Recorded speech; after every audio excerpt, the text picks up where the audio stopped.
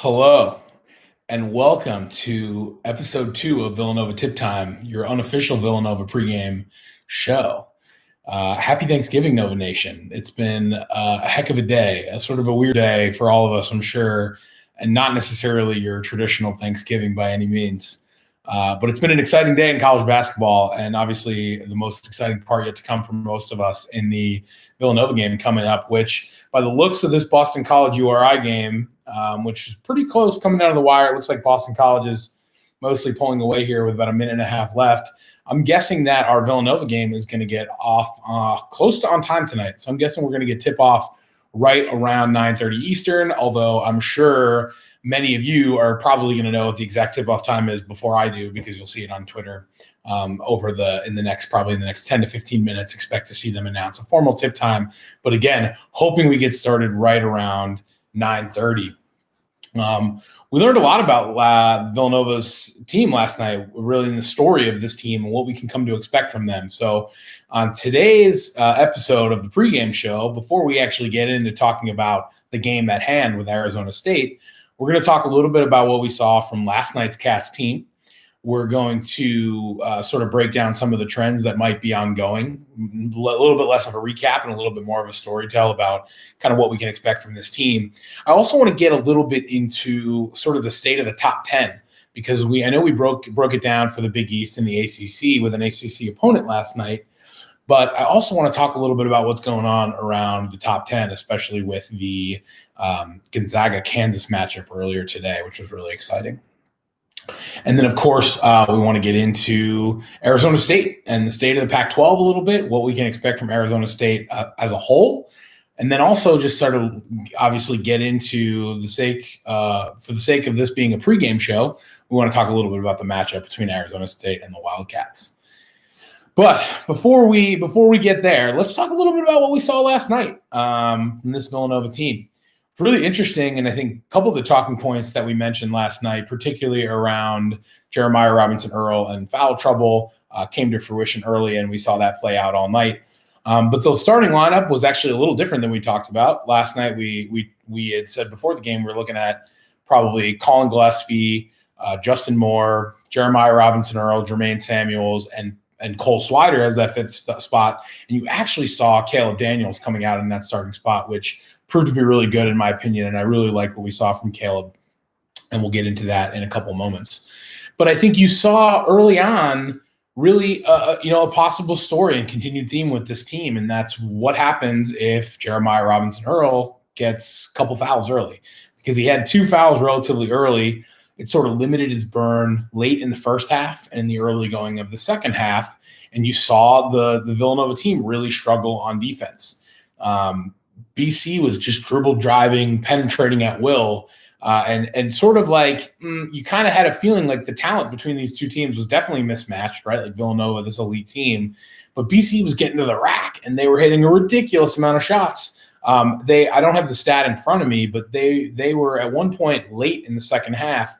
They were something like 17 of 22 on 2-point tries, which is crazy. If you think about it, they were just dribble driving, putting up anything. A lot of times they were getting a whistle, and if they weren't getting a whistle, it was going down. So it was obviously a little bit of a sort of a struggle fest from that perspective, especially if you're sort of a Villanova fan. And we talked a little bit about, Swider potentially getting a little bit more burn as the tallest of those remaining players.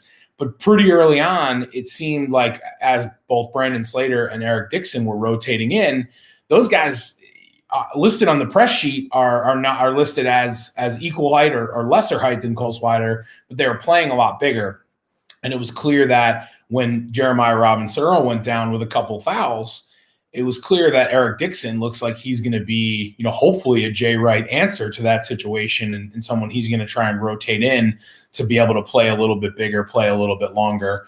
And I think he just, honestly couldn't really find his groove. But you saw in the post-game press conference, Jay mentioned that he's going to be looking for Eric Dixon to sort of get in there and be that presence when Jeremiah Robinson-Earl goes down with fouls.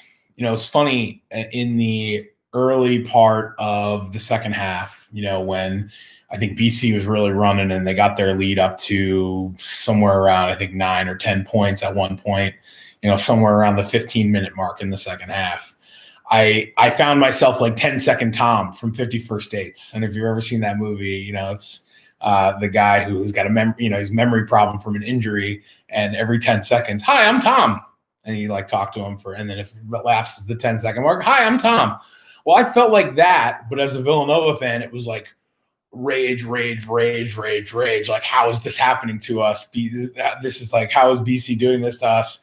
Followed by like attitude, like reminding myself, like, this is what Coach Wright preaches, and we should all practice it. We shouldn't just expect the team to practice it. So, reminding myself that it's the first game.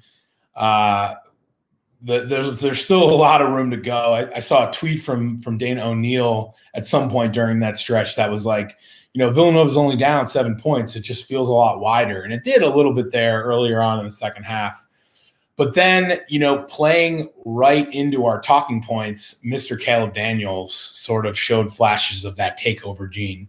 He hit a couple of really crucial shots between, let's call it the 10-minute mark and 5-minute mark of the second half last night, where he really showed that flashes of the guy that's like, you know what, just give me the ball and I'm going to put it through the hole. And it was really, really refreshing to see because they needed it, frankly, to win. I think at that point, Jeremiah Robinson Earl was like, Jay, was sort of kind of, Coach Wright was under the impression that if, we're going to win this game, we're going to need him to be in there. And then some of his, his presence was obviously being felt, but some of his shot creation was just outstanding. The kind of shot creation where you're like, oh boy, like this guy might be NBA ready. But we'll talk about that a little bit more in a moment. In the end, I think we saw a gritty win, a harder win than we probably wanted it to be as the Nova Nation. One thing I said last night was, the opening line was Villanova minus 14. And I think I said something along the lines of, if it does end up being closer than that, I think most Villanova fans are going to be disappointed. And that's exactly, how the game went. It was sort of this back and forth battle. But in the end, I think Boston College played a lot better than they were being given credit for. They showed up. They played hard. They gave Nova their absolute best punch, and they played really well. And Villanova in the end was able to grind out a win, which is really all you can ask for out of your first season game against a Power 5 conference opponent. Again, I think really proud of the way the Villanova team was able to grind through, and gets you really excited for tonight's matchup against a bona fide top 20 team that scored a lot of points last night, and that would be Arizona State.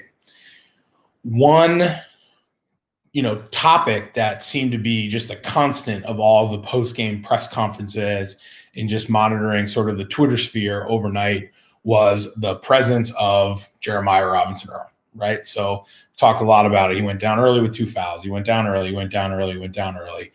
But it was just such a night and day difference between when he was in and when he wasn't.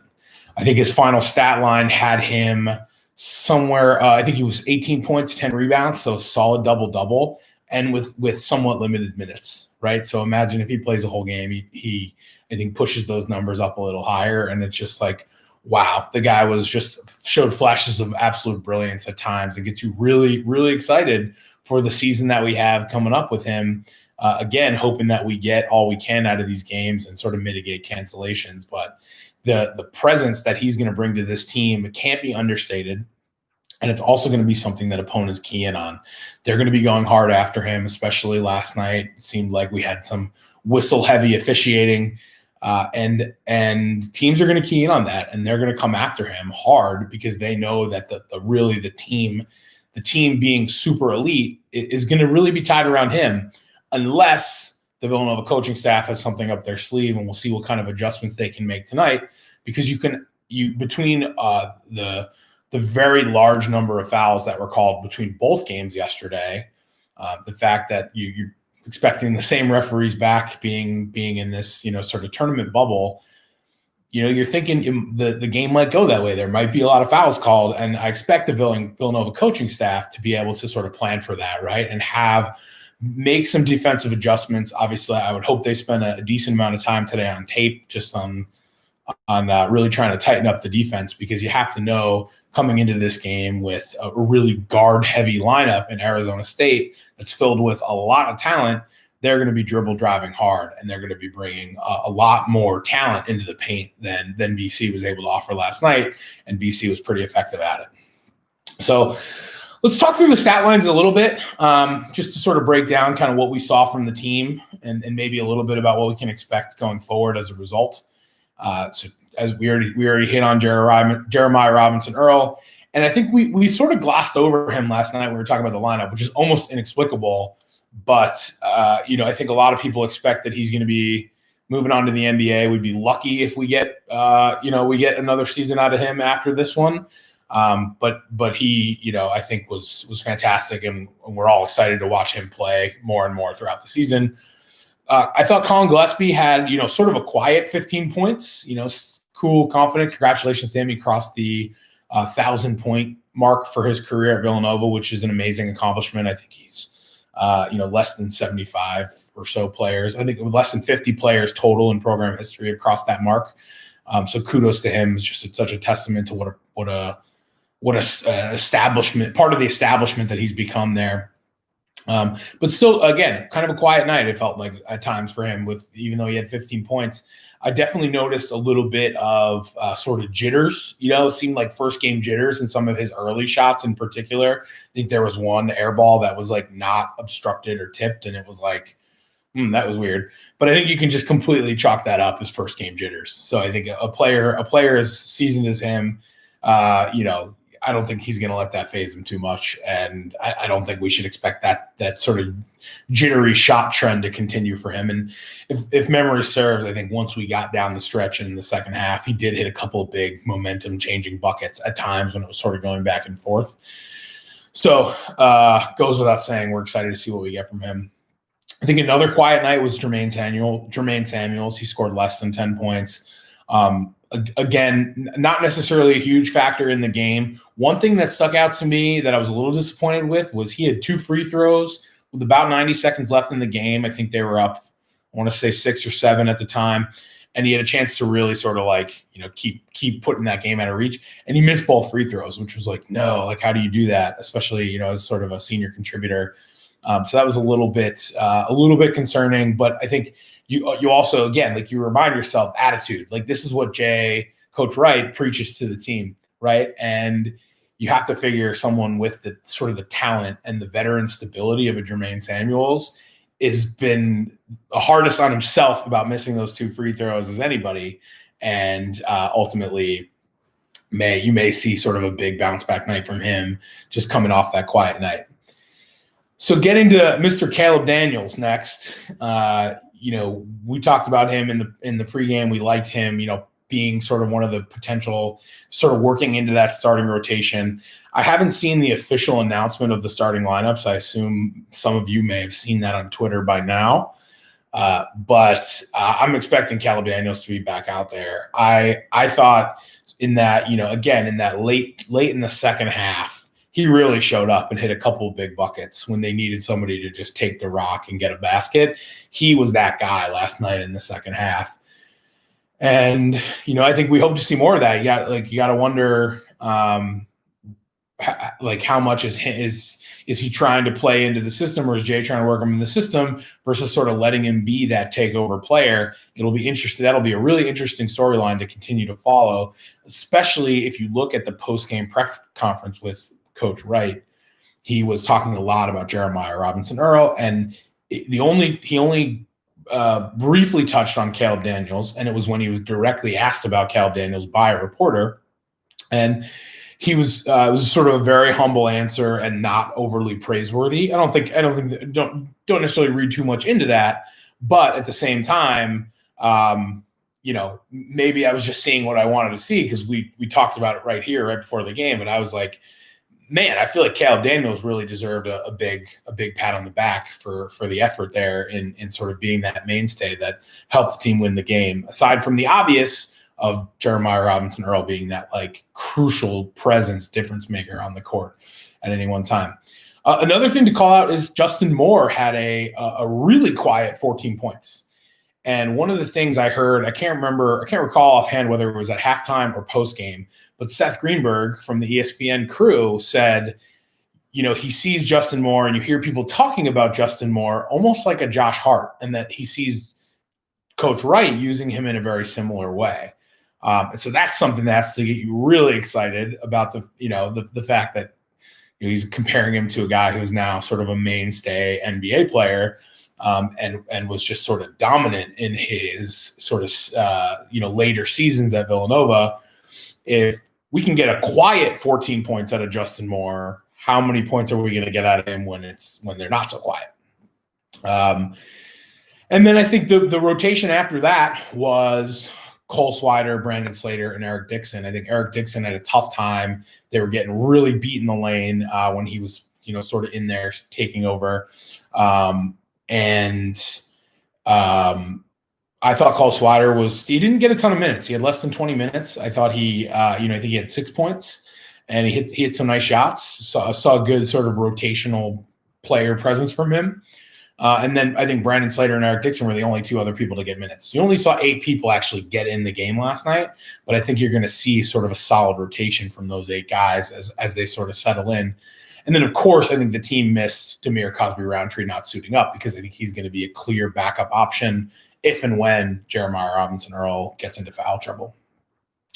So let's talk about the state of the top 10, and just keeping an eye on the time here. It looks like ESPN is telling me that Villanova is going to go on time. So we've got about 9 minutes left here in the pregame show before we get to tip off, and I go join my lovely bride in the next room to enjoy this game and what's sure to be a great matchup. But before we get into Arizona State and the matchup, let's talk a little bit about the top 10 across the country in college basketball. And number 1. Gonzaga. I have to be the first one to admit I was so wrong about Gonzaga. Even until the last couple of days, I was sort of like salty that they were ranked number 1. It's like, they're going to play this powder puff schedule in the West Coast Conference, yada, yada, yada. If you look at their early season schedule, it is loaded, absolutely loaded. I took the note here somewhere. Let's see. They played Kansas number 6 today. They have a game they scheduled between now and the end of the calendar year. They have West Virginia ranked 15th. They have Baylor ranked 2nd, and they have Iowa ranked 5th. That's also with a ranked matchup against number 12 Tennessee falling out of the schedule because of some sort of COVID logistics. So their non-conference schedule is stacked. They may or may not be penalized by the state of the pandemic and the state of the world with some more cancellations there. But if not, you're going to learn a lot about this Gonzaga team before they get into West Coast Conference play, where they will presumably just absolutely glide. But let's not talk about Gonzaga having a soft schedule, at least not for the next month. And we saw them get off to a really hot start against Kansas today, and really pulling away in the second half of that game. So Gonzaga, very real at number 1, and strength of schedule is not something we can claim against them unless you see some of these games get canceled. But still, they started off with a win against number 6 Kansas, and a pretty convincing one at that, where they put up almost 100 points. You have Baylor at number 2, where they're just a sort of a returning elite team. I know they've had some issues with COVID recently, so it'll be interesting to see how that plays out, but they also have some really big games on their schedule. Kind of a bummer that, Villanova's not going to get to see them in this tournament like we thought they might, but you're going to see Baylor up there, I think, pretty consistently in the top 10 most of the season. You got Nova at 3. You got UVA at 4. We talked about them a little bit yesterday. They looked pretty great in their opening game. I think they came back down to earth a little bit today. You got Iowa, led by Player of the Year candidate Luke Garza at 5. You got Kansas at 6. Lost to Gonzaga today, lost to 1. Probably not going to hurt them that much. Another strong schedule, as you can expect out of Bill Self. So you'll really learn a lot about this Kansas team over the next month or so, and they'll have plenty of licks. Wisconsin at number 7. Illinois at number 8 really stood out to me. They hung 122 points last night, which is out of control for a college game, and they just looked absolutely dominant. Ayo Dosunmu had 28 and 10 last night, and their freshman Adam Miller put up 28, shooting 6 of 8 from 3. So if you start to see that kind of consistency from Illinois, I think you're in for a fun season in the Big Ten anyway. But fun to see Illinois sort of back in the top conversation, and they look like they're going to be a pretty fun team.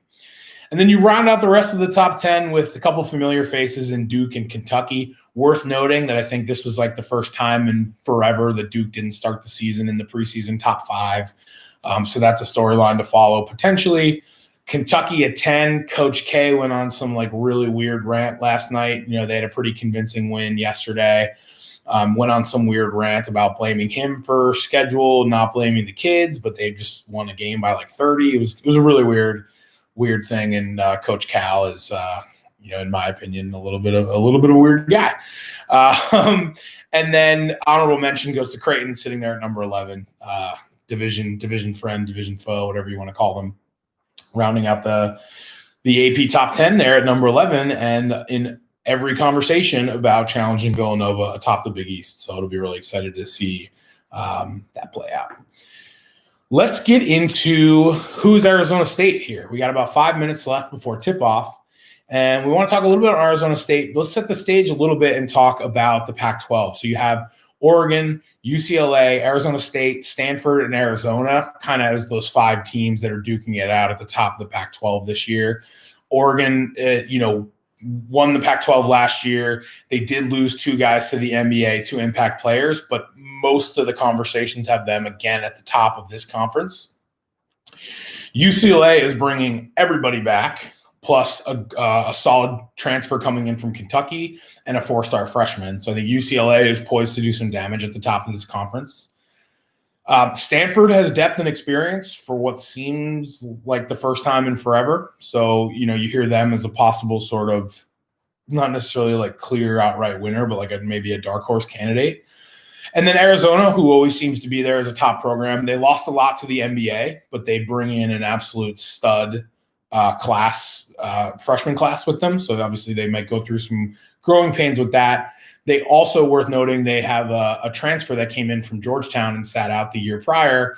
But he was actually the Big East freshman of the year in the 2018 to 2019 season. So I think you're going to see Arizona there. And then Arizona State, which is sort of Arizona State's been talked about in that top tier along with Oregon and UCLA. And a couple of really notable things you want to look out for. Number one, the most obvious is probably going to be Remy Martin. Right, we're talking about a guy who is many, consensus preseason player of the year, Pac-12 player of the year pick. We're talking about a guy who's on, I believe he's, preseason first team All-American. He's going to be the problem guy. He's going to be the guy for Arizona State this year. But they got plenty of goods behind them. You have Bobby Hurley, who you'll see in a lot of conversations about possible Pac-12 coach of the year. And he's got a lot of options. He's got a very guard-heavy lineup. And then I think a couple of freshmen that you want to take a look out for are 5-star freshman Joshua Christopher and 4-star freshman Marcus Bagley, younger brother of Marvin Bagley, current member of the Sacramento Kings in the NBA. So you're seeing a really formidable opponent in Arizona State, ranked number 18. They did have, I don't want to say difficulty with URI last night. The game was, pretty close down to the wire. It was a game that was ruled by the whistles. There were like a zillion free throws in the game. So it's tough to get a real, feel or pulse off of that. Coming in tonight, you look at the gambling line. It's last I checked about a half hour ago. I think it was Nova -6. All kinds of mixed feelings about this, right? I think what you can expect from this Arizona State team is a heavy dose of what you saw last night from BC in this dribble drive offense. But you see a lot more talent on this Arizona State team that gives me a little bit of worry if Villanova can't make those defensive adjustments. We might be in for a long night. So from a betting advice perspective, I'm not feeling confident about this one at all, and I'm staying away. Not putting any of my own hard-earned shekels on the line. So stay away. I think also worth noting, I forgot to mention, the over-under hit, depending on where you were, it pushed at 143. Some people got it as high as 144, 145, meaning they would have lost if they had the over. And so you got to, tip your cap to the men and women in Vegas for being on the nose with that one. Tonight, you see it at 155, which isn't a surprise because you see a more potent offensive team in Arizona State. So you expect that over-under to creep a little bit higher. I think a couple things to kind of look out for as we wind down right here into tip-off. And that's number one, that I hope we get the same starting lineup we got last night. I'd love to see Caleb Daniels out there again, getting that starting spot. You have to imagine the Villanova coaching staff is hammering not to get in foul trouble early, but you have to imagine that the Arizona State coaching staff is absolutely, poking holes at the very obvious game plan of needing to have Jeremiah Robinson Earl in this game. And so you see him go out. I think you're going to hope maybe you get a little bit more a rotation of Eric Dixon in to get him a little bit more burn. You get him a little bit more of a few more comfortable minutes where he's not like, he doesn't have as much pressure on him. I'd like to think you're going to see Villanova shots less of those first night jitters. They know they have to come to play. They know they have to hit shots. They know they're going to have to score probably a lot of points to win this game with such sort of a prolific guard-heavy Arizona State offense. So either way, you got a lot to look out for, Villanova Nation. I think we are fading. Oh, we're not fading into tip-off. I have to say, I thought I timed that perfectly to fade you all out right into tip-off, but I just saw ESPN say that we're going to have another 10 minutes until tip-off. So you have time to go grab a beverage, go use the restroom, and get ready for tip-off. But we are actually going to dip into the mailbag really quick. So mailbag item number one, it was what was for dinner in the Notaro household for Thanksgiving. Well, I'm very glad that Joe from Boston, our loyal fan, was asked that question, and we went with a little non-traditional lineup today. We went with a little chicken parm. We cooked the old school style. I'm from New York originally. Cooked that chicken parm with the sauce, and might have started a new tradition in our house. So that was sort of an exciting turn. Next up on the mailbag is which top 10 team do you hope or do you wish that you were going to get to see Nova play? I think selfishly, I wish we could play the Wisconsin Badgers. As I'm for those of you that don't know, I'm married to a Badger. If I tilt this camera up, you'll see a Villanova diploma and you will see a University of Wisconsin diploma for my better half. So that's a matchup that we've only gotten once. It was in 2017 in the second round of the NCAA tournament, and most of you Villanova fans know exactly how that one turned out. So if I had to pick one team I would want to get to play this year, especially when there's not a whole lot to focus on outside of college basketball as we head into these winter months and relative lockdown, I would say that the Wisconsin Badgers were going to be the team. And then the last mailbag question that we had queued up was, which team surprised you the most here over the first 24 to 36 hours of college basketball? And, I covered it a little bit earlier, but Gonzaga, man, was I just so wrong. And I was just spewing so much haterade in their direction about, having too soft of a schedule to be the preseason number one. And it couldn't have been more wrong. And looking at their schedule and the loaded, 4 to 6 weeks they have ahead of them, we're going to find out very quickly whether or not they're worth that number one ranking. And if they carry that number one ranking into their season schedule, it's going to be a really hard time for any other team to catch them with that lighter West Coast Conference schedule. But I think the team that I was the most wrong about was Gonzaga, and then they showed up huge against Kansas in their first of their powerhouse matchups. So I think that'll be a fun one to watch, and a dream matchup for an eventual Final Four potentially between a Gonzaga Bulldogs and a Villanova Wildcats, sort of the battle of the elite, smaller school programs. That's sort of, I think, the dream showdown that we can all only hope for happening a couple months down the line. But I think all of us at this point would settle for, if you just told us right now that there for sure would be an NCAA tournament come March or April or May or whenever it has to be, I think we would all take it and run no matter what the matchups are going to be. So we'll leave it at that. I think with that, we're going to let you all wind down. And like I said, grab a drink, grab your comfiest spot on the couch, and get ready for Villanova basketball, because, ladies and gentlemen, it's tip time. Thank you very much. This has been the second episode. Questions, comments, concerns, criticism, please send them my way. And then looking forward to seeing you on Monday for our game against St. Joe's, where hopefully we reaffirm that the Hawk is indeed still very much dead. Have a great night. Happy Thanksgiving, Nova Nation.